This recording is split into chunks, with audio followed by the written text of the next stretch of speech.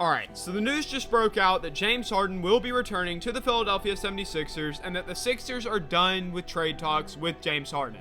And if I'm the GM of the 76ers, Elton Brand, I'm doing whatever it takes to dump James Harden's contract and get him out of Philly and pair a second star with Joel Embiid. Because let's face it, Harden isn't getting any younger. He's not getting any better. In fact, last year was Harden's worst statistical season since 2011, and that was when he was still coming off the bench with the Oklahoma City Thunder.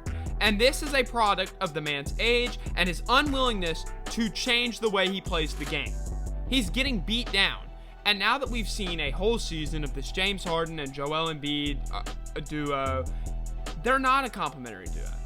James Harden's too ball dominant of a guard, and Embiid is too ball dominant of a big for them to play together. So you've got two guys who are very set in their ways of playing the game and not willing to compromise on much. They're both used to being the number one guy on their teams, and when they come together, they still both want to be the number one guy. It's like James Harden has this power struggle with Joel Embiid when Embiid is obviously the better player.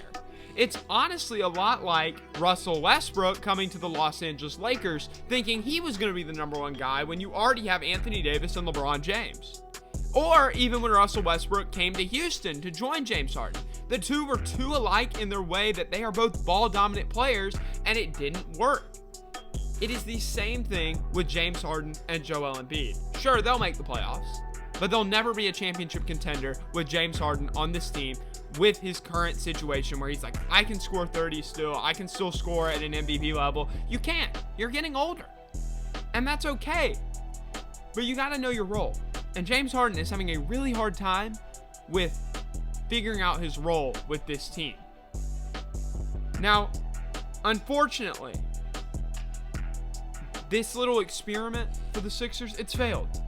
I'd be shopping James Harden any chance I got. If a team was looking for a player to add a solid player for a championship, and they had some valuable picks or a valuable star that you could pair alongside Joel Embiid, heck yes, I'm pulling the trigger.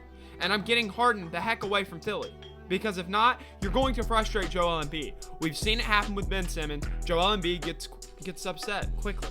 And you need to keep him happy. Because if your star's happy, your team's happy. It's just that simple. If Harden doesn't change his play, then he needs to go.